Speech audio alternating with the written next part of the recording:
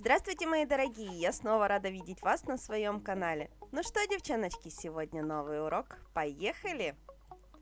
Сегодня у меня на коррекции моя любимая Инна, и это единственный человек, который может меня какими-то непонятными для меня самой способами уговорить на практическое отсутствие дизайна, на белый френч, на какие-то там амбре.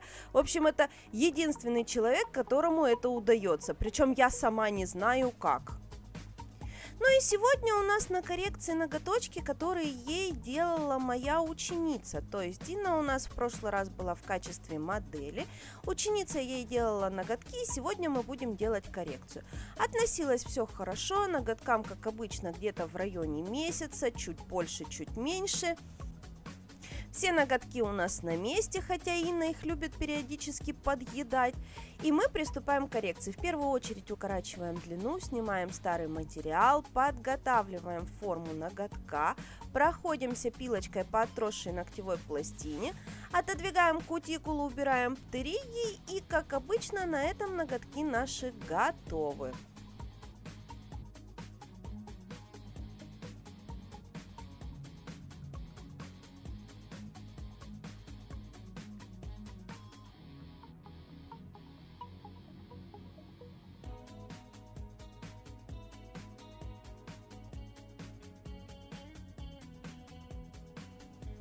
Далее мы наносим праймер, базовый гель и уже переходим к моделированию.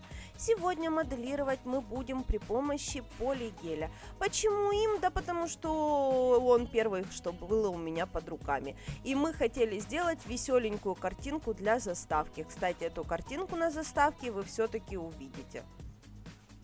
Итак, поскольку материал у нас стоячий, его можно нанести на все пальчики сразу и на всех пальчиках его распределять.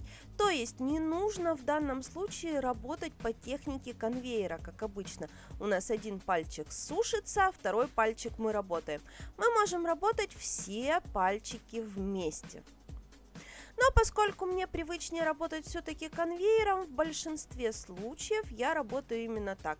Сделала один пальчик на одной руке, взяла пальчик на другой. В данном случае, опять же, ради красивой смешной картинки, мы сделали все пальцы одновременно. В данном случае длина у нас довольно-таки большая, ноготочки вниз растущие, поэтому нам необходимо приподнять кончик. На кончик мы определяем большее количество материала. Именно за счет этого материала путем выпиливания изнутри арочки мы приподнимем ноготочек, выровняем его по боковой оси пальчика. Как обычно, поверхность опиливаем пилочкой. Иногда я беру фрезу для того, чтобы снять явные излишки материала. Но здесь материал выложен довольно-таки четко, поэтому опиливаем пилкой. Ничего слишком лишнего здесь нет. Кстати, схему опила миндаля вы могли видеть у меня на канале. Если вдруг еще не видели, обязательно посмотрите. И, кстати, да, именно в этот день, именно перед приходом Инны я делала себе коррекцию, поэтому мои ногти в данном случае еще не закончены. У них есть заготовки под дизайн, но самого дизайна еще нет, я не успела.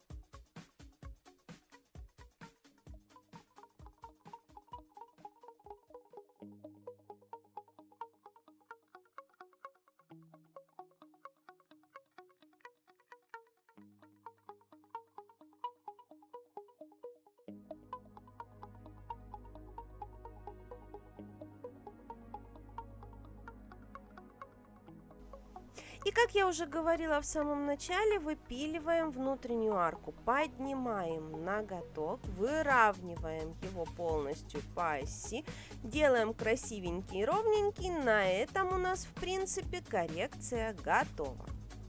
Далее каждый, как умеет, делает маникюр. Всегда я маникюр делаю после опила, потому что потом велика вероятность разлохматить все пилочкой. Поэтому убираем кутикулу и переходим к покраске. В данном случае мы выбрали на 2 руки разные цвета. На одной руке у нас будет красный оттенок, на второй руке, как вы видите, черный. Мы будем красить их обе одновременно, и дизайн будем делать одновременно одинаковый. Но при этом, смотрите, и красный, и черный цвет я выбрала такие, чтобы они ложились в один слой.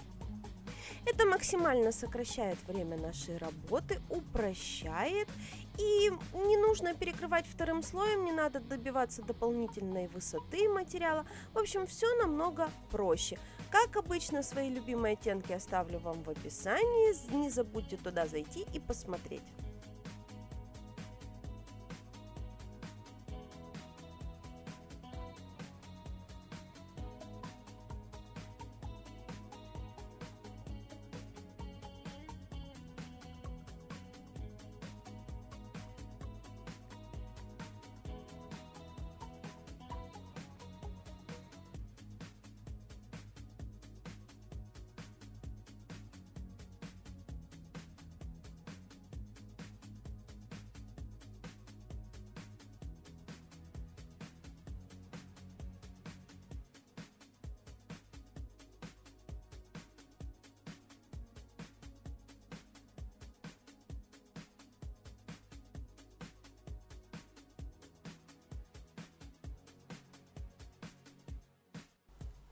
После того, как наш гель-лак просыхает в лампе, на нем остается остаточная дисперсионная пленка, то есть липкий слой. Именно на этот липкий слой мы отпечатываем фольгу. На безымянные пальчики отпечатываем на пол пальца, на мизинцы отпечатываем на полный пальчик. Далее перекрываем финишным покрытием для того, чтобы убрать этот липкий слой, потому что мы будем печатать еще уровень фольги, мы будем печатать именно линии с фольги, и поэтому нам нужно, чтобы никакой лишней липкости у нас нигде не было. Пальчики с фольгой перекрываем глянцевым финишем, остальные пальцы перекрываем матом. При перекрытии матовым топом очень внимательно следим за тем, чтобы он попал у нас везде. В районе кутикулы, в районе боковых валиков берем тоненькую кисточку, доводим, доталкиваем его туда, потому что нам нужно, чтобы матовый топ был везде, чтобы не было никаких лишних глянцевых участков.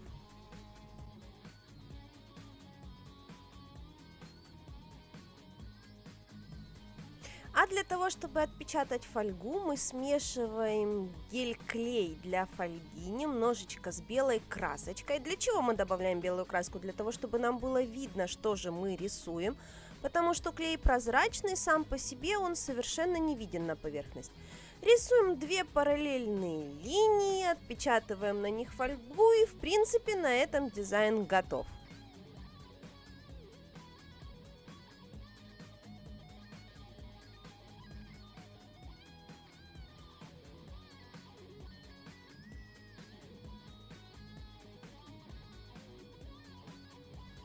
Итак, наконец-то для любителей минимального минимализма у меня на канале появился ролик. Если честно, мне такой дизайн не нравится. Я просила Инну добавить еще какую-нибудь, ну хотя бы какую-нибудь одну полосочку вдоль ноготка, потому что, смотрите, визуально вот эти поперек направленные полоски сделали ноготочек шире. То есть вот эти 2 пальца с полосками прям выбивают, как широко они смотрятся. Я говорила, что надо направлять полоски вдоль, меня никто не послушал. Тем не менее, Инна осталась довольна. Это в ее стиле, ей это нравится, она в полном восторге, она прыгала до потолка. И только из-за этого я остановилась и оставила вот в таком виде, как оно есть. Ну и, в принципе, много людей есть желающие на такие дизайны. Этот дизайн очень быстрый, это очень просто. Многие мастера его тоже полюбят, потому что он действительно, пятиминутка, пятисекундка делается буквально одним движением левой ноги.